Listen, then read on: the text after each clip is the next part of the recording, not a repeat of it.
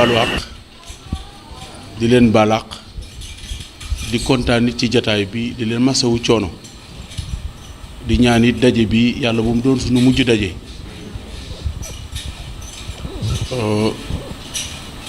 di leen gërëm bu baax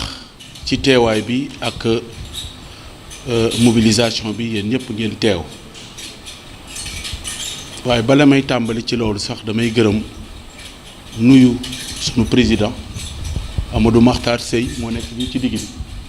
moo sol mbaxane mu ñuul ngeen xàmmee ko mooy président chambre des métiers de Thiès kële ca wàlla mooy Madou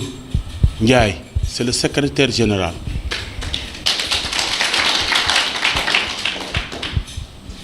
kii nekk fii toog nii sant tur bi monsieur Gunta moo nekk nii moom moo représenté le projet fii au Sénégal fii Thiès moom moo ñu faciliteel daanaka lépp li ngeen am ni gannaaw yàlla moom la ak chambre de métier kii monsieur André Faye moom am na ñu bëri xam nañ ko ndax programme PADIA bi moom moo encadré woon moo ñu jëloon choisiroon ñu di ñëw ci ñun du ñu nemmeeku jàppale ñu it lu baax daanaka ñi nga xam ne ñëpp bokkoon nañ ci PADIA bi xale yëpp ñu ci bëri 90% xàmmee nañ ko te ñu bëri nag président ñooñu bokk nañ ci ñi def formation bi pour mën a dem à la certification waaw ba sax am na ci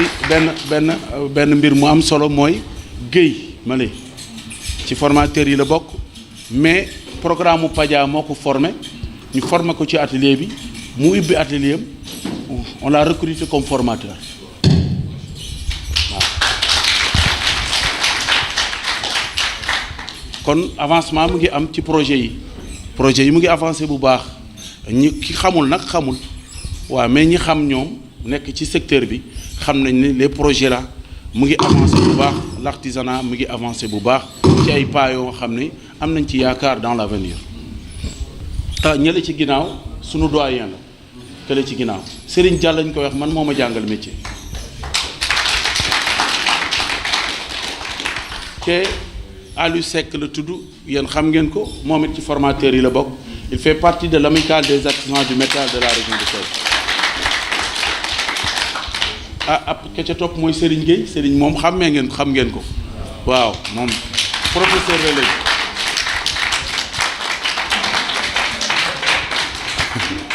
kële xam ngeen ko Saliou Ndiaye waaw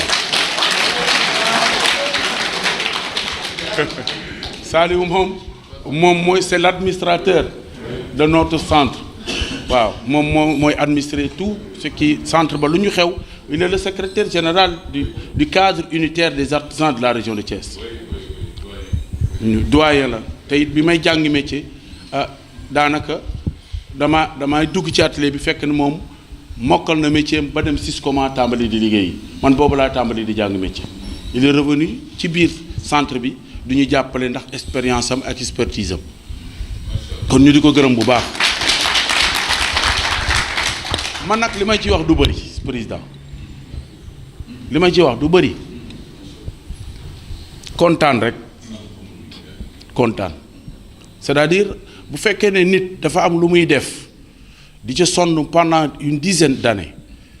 képp ku ko ca jàppale rek moom dafa lay jàppee comme boppam gis nañu ne la chambre des métiers n'a pas oublié pratiquement le centre communautaire d'apprentissage mu koy bàyyi xel parce que étude de faisabilité bi ñu defoon en 2004 yow yaa ngi toog fii ci kanam place bi fii boo kii toog keroog bi ngi Michel Duval di def restitution bi fii assisté par le directeur de l'Office national de la formation professionnelle monsieur Abdou Aziz Dia moo ñu financé woon pour que ñu abriter tubaab bi mu def étude de faisabilité de ce centre communautaire d'apprentissage yaa fekkee woon ko ci sa kanam la juddoo ñu jox ñu kayit yi ñu taxawal ko soo ñu demee nag ba jëmbi jamono nga ñëw ne da nga koy suqali da nga koy jàppale pour que mu mën a taxaw xam nga pérenniser wu doon centre d'incubation nga reconnaître ko vraiment loolu dañ ciy kontaan du ñu def lu dul remercier la ci beneen bi ci des mooy sunu partenaires yi mënuñu leen a fay sëriñ bi dama leen wax ne leen ñun artisans yi en 2003 pour ñu am la formation dañuy joxe caution xam nga dañuy joxe caution kenn ku nekk 50 000 la joxe pour avoir 50 jeunes 50 maîtres artisans pour ñu former leen en menuiserie aluminium on donnait 50 000 francs par personne bañ ko ba ma ko demee ba am requête bi ba am financement bi ba pare sax gars yi mënuñoo am 50 000 12 ñoo ci mujj am 50 000 pour def cette formation là ñu delluwaat ñu def former waat 250 chefs d'atelier avec accompagnés par le lycée technique maîtres artisans yi kenn ku nekk participer noonu 10 000 francs ba pare ñu joxe apport 35% 1 850 000 l'artisan yi joxe pour avoir cette formation là au lycée technique tey ñu defal ñu lépp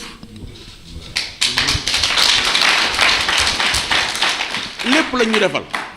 indil ñu matière première xam nga rémunérer xale yi sax di leen jox seen transport ba tey ci suba ñu jox leen seen transport pour ñu ñëw fii xam nga encourager leen mettre à la disposition pratiquement le centre pour mu mën a former artisans yi vraiment ñun du ñu def lu dul kontaan di leen remercier bu ñu sañoon nag mu continuer parce que la demande est forte liste baa nga fa tege le temps que ñuy former information bi di jàll yeneen jeunes yi di ko yëg yenn maîtres artisans yi sax di ko yëg dañu daw ñëw pour bindu pour que ñu ne deuxième cohorte bi dafa war a am parce que c'est une nécessité waaw gis nañ ne loolu moom xalaat nañ ne war na mën a am te yaakaar nañu ne partenaire bi moo tax ñu sonn ci bu baax parce que boo amee partenaire aussi il faut que nga fexe ba gagner confiance am mooy lan li mu la sant nga def ko yow it na nga war a def nga def ko engagement yi nga jël ngeen engagé ko def ngeen ko ñëw ngeen à l'heure respecté ngeen ñi ngi leen doon jàng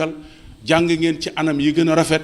def ngeen ay réalisation un temps record bu gàtt am ngeen ci ay capacité ba nga xam ne am ngeen capacité vous avez la base pour faire pour liggéey aluminium li des moom mooy renforcer seen capacité parce que le centre communautaire mu nga fa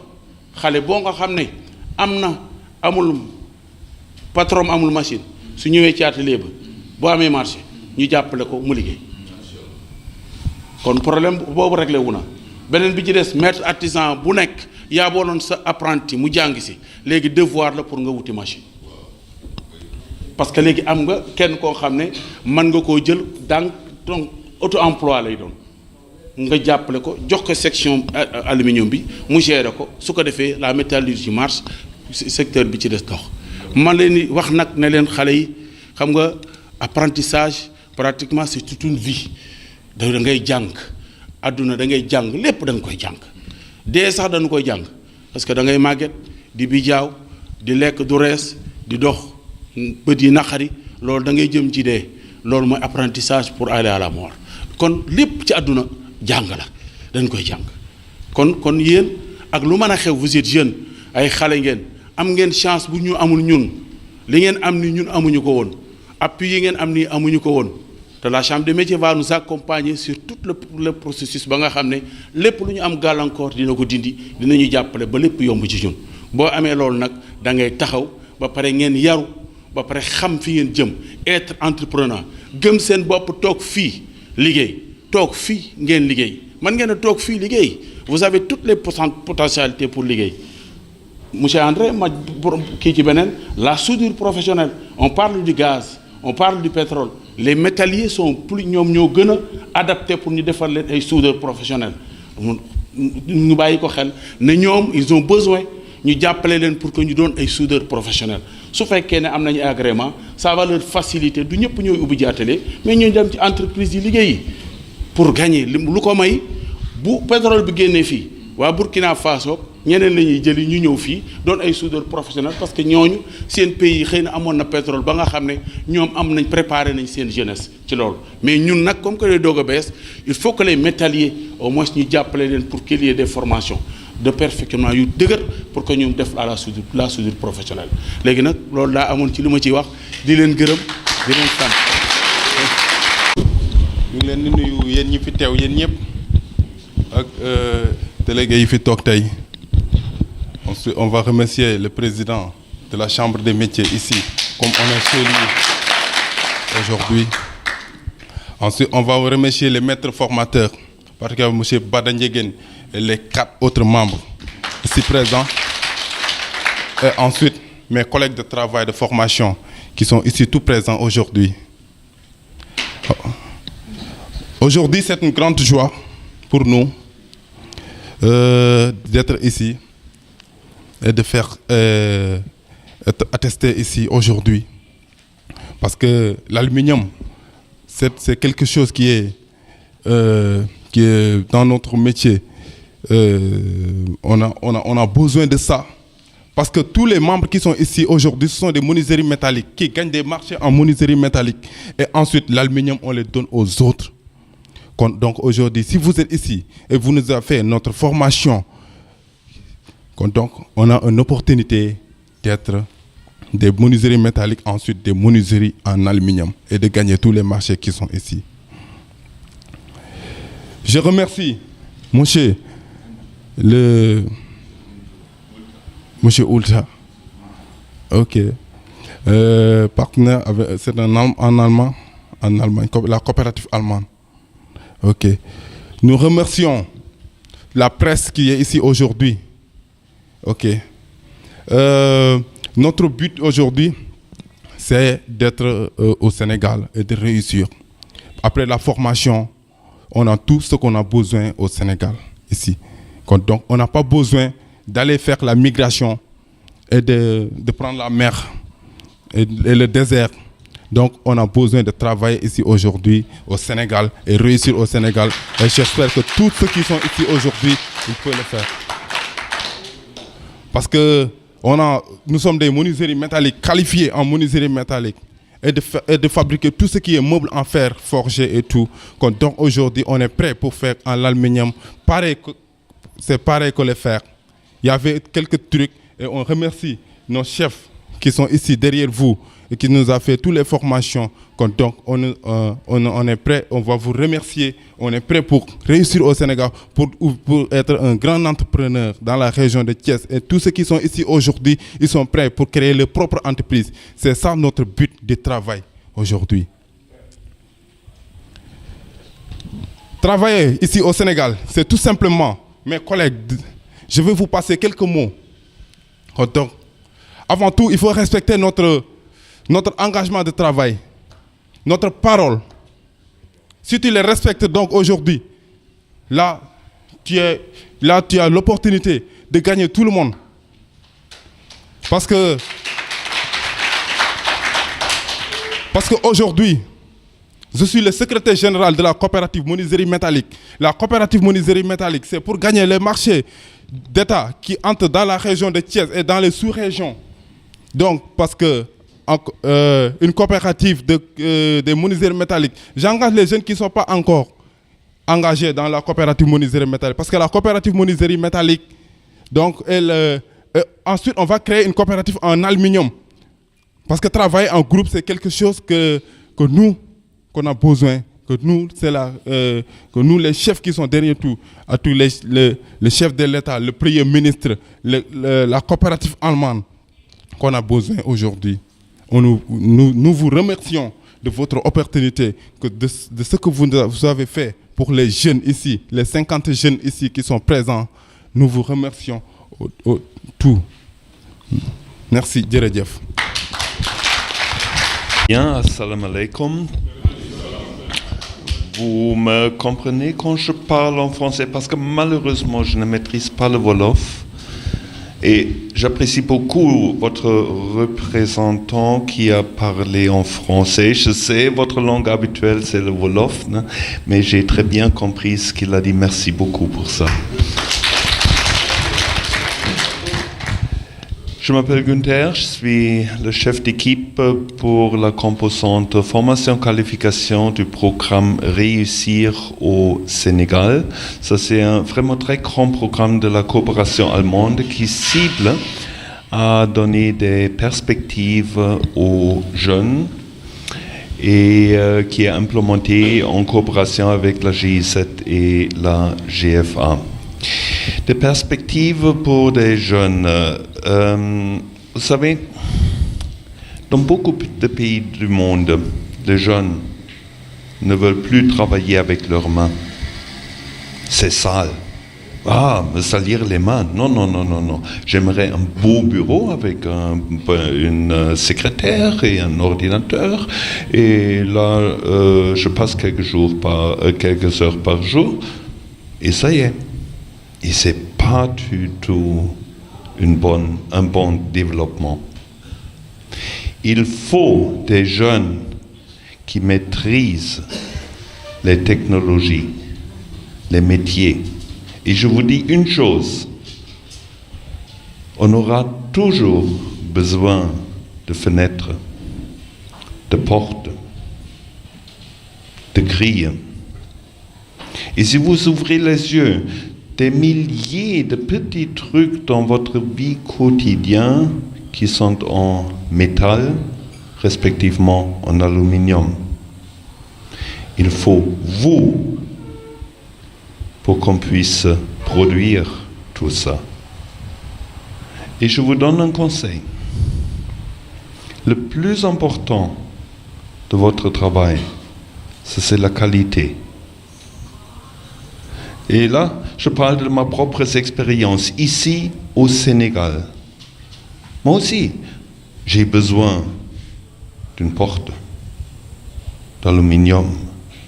et des fenêtres. Et j'ai cherché des ateliers, des petites boîtes qui peuvent faire ça. Et je me suis toujours fâché sur la qualité. Des fenêtres qui ne se ferment pas parce que les mesures ne sont pas correctes. Des grilles avec un petit point, ça casse parce que la soudure n'est pas bonne. La qualité du travail, ça c'est vraiment le plus important. Merci bien, Monsieur le Président de la Chambre de métier. Merci aux formateurs. Merci à mes collègues de la GFA et de la GIZ. Et un grand merci à vous pour votre participation à cette formation.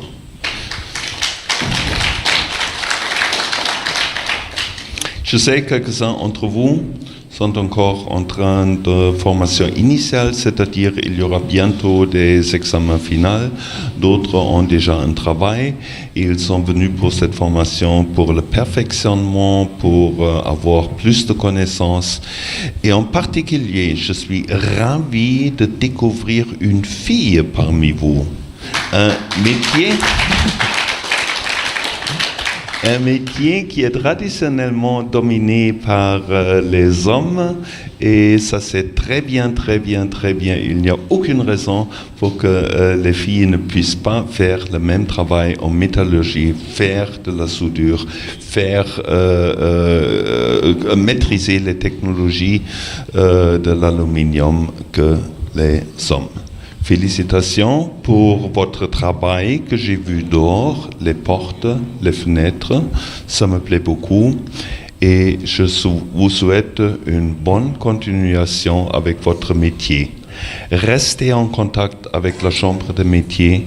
on aura encore plusieurs offres et peut-être il y a aussi une nouvelle offre dans le futur pour vous qui vous intéresse et on veut vous inviter. On va vous accompagner parce que réussir au Sénégal, ça c'est le nom de notre programme. Ça veut dire donner une perspective à vous et ça veut dire vous accompagner jusqu'à l'insertion, jusqu'à ce que vous ayez trouvé un boulot pour avoir les revenus pour votre vie personnel et aux familles. Merci beaucoup, bonne continuation. maa ngi leen di nuyu yéen ñëpp di leen gërëm di leen sant di jiital ci nuyoo bi aussi suñu partenaire bi di monsieur Gunthe di ko remercier ci teewaayam mais ak taxawaay bi nga xam ne am na ko à travers collaborateur yi di monsieur André ak monsieur Fall ba formation bi mën a am ñu ngi koy remercier bu baax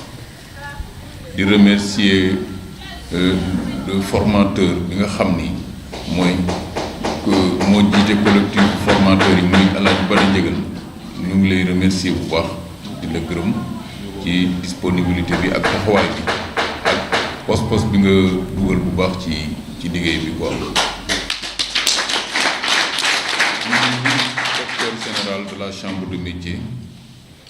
di nuyu chef service technique ak staff chambre de métier bi yëpp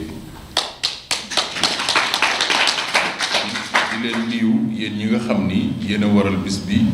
yéen lañ doon formé doon yokk seen xam-xam te war leen jox seen lijaasa tey ñoo ngi leen di nuyu bu baax di leen gërëm di leen sargal aussi di ñaan aussi lii lu ngeen am yàlla na ko yàlla barkeel. di wax nag nii comme niñ ko waxee rek projet bi wax dëgg yàlla CFA suñu diggante ak ñoom rafet na trop ndax li ko gën a rafetal mooy ki nga xam ni moo nekk ci seen biir di André mi nga xam ni dafa ñu pratiquer avant projet bi di ñëw loolu yombal na bu baax a baax suñu liggéey ak projet bi li ci des nag mooy yéen ñi nga xam ni yéen lañ doon formé bu ñu nangoo ci formateur bi wax na ci lu am solo lu bari am na yu ngeen jàggi am na yu leen xaar encore am na yu ngeen jéggi ba pare mais am na yeneen yu leen di xaar sunu objectif mooy ngeen nekk ay vrai ouvrier rek ay vrai ouvrier qualifié yoo xam ni dina ngeen maîtriser seen corps ba fu ngeen taxaw mën fa servir loolu nag wax dëgg yàlla duñ ci deñ di ci taxaw duñ ci tàyyi aussi kon am na yu bari yi nga xam ni énuméré nañu ci formateur bi wax ko vraiment muy lu jëm ci yeneen volet sax yoo xam day yokkuwaat ci seen xam-xam ak lu jëm ci attente yi nga xam ni nekk nañ fi te ñu war leen a dooleel ba MENUS filière bi ngeen nekk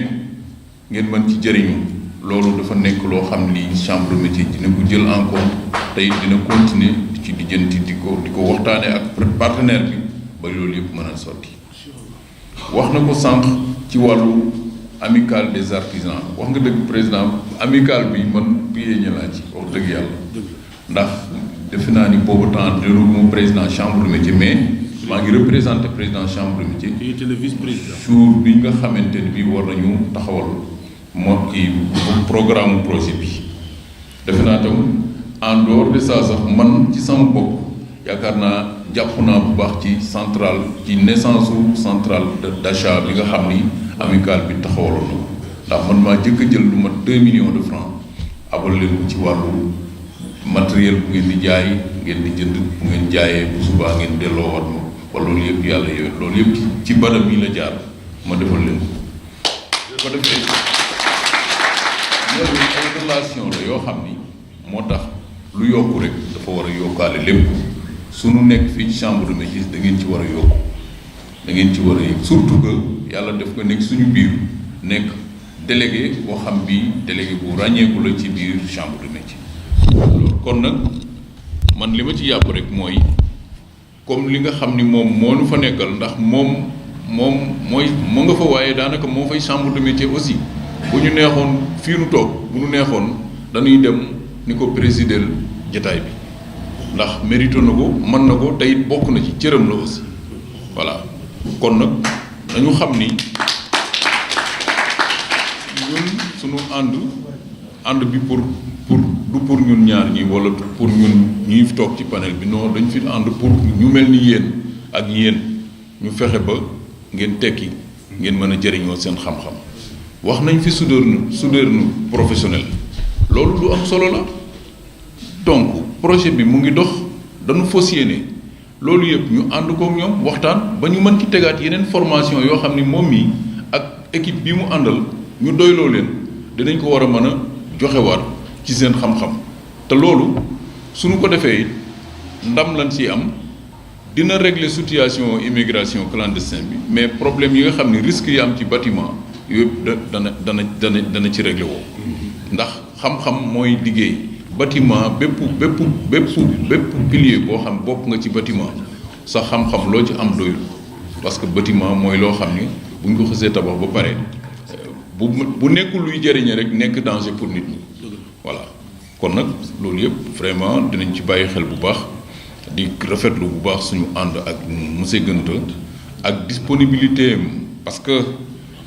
jataay yi xat na mais gis naa ni remise yi ñu fi def yëpp day fexe ba jóg ñëw teew en même temps participer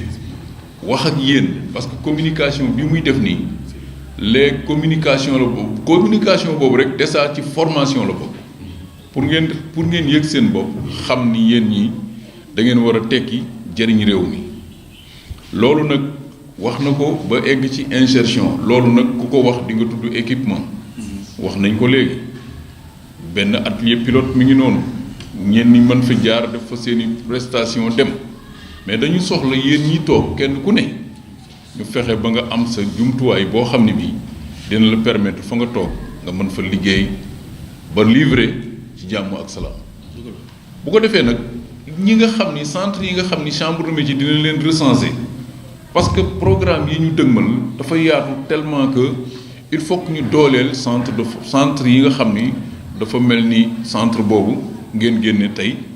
ak yeneen yoo xam ci yeneen corps de métier lañ nekk ñu war leen mën a dooleel ci wàllu équipement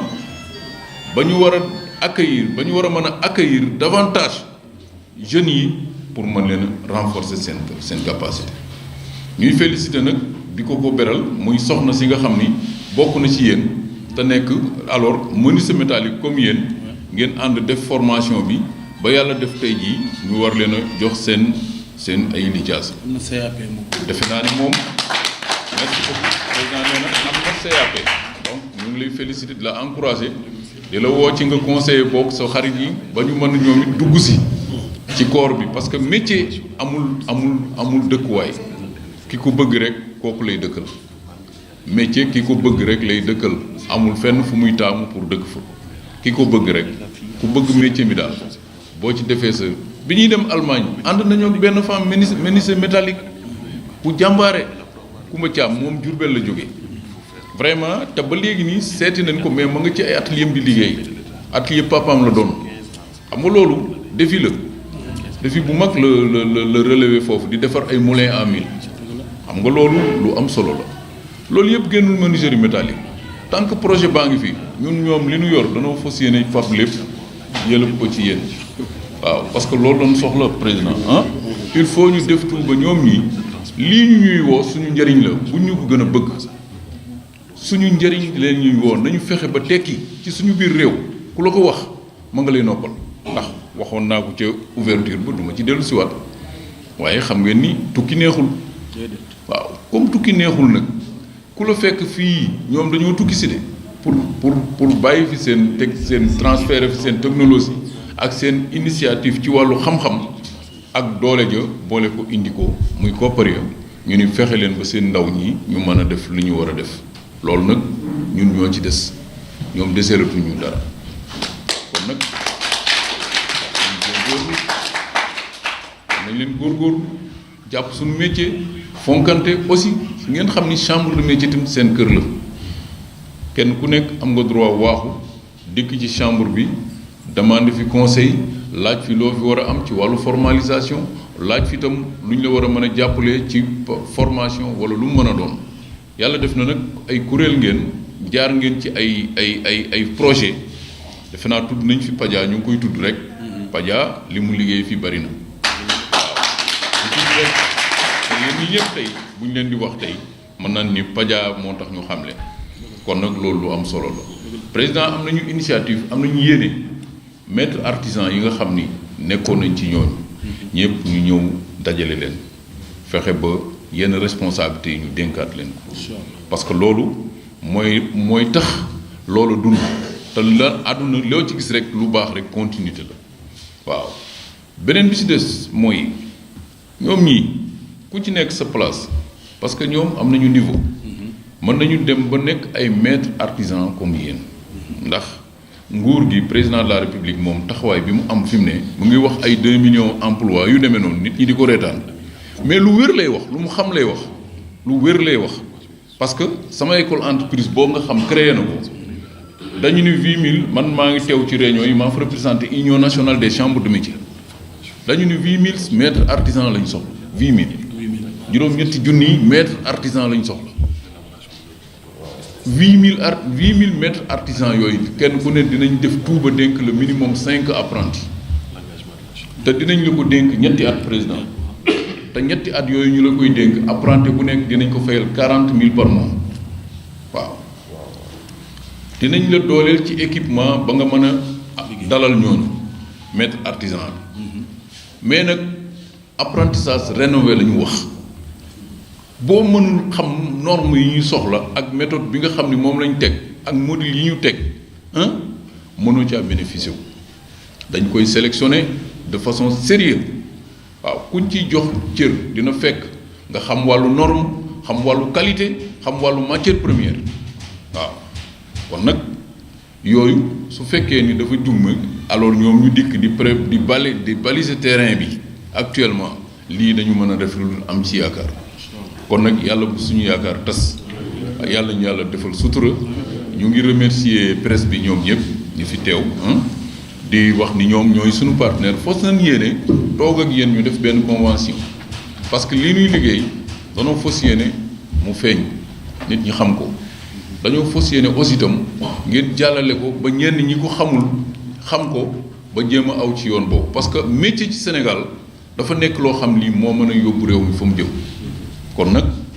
léegi ñi nga xam ne ñoo fi représenté organe de presse yi yéen itam ñoo ngi leen di remercier bu baax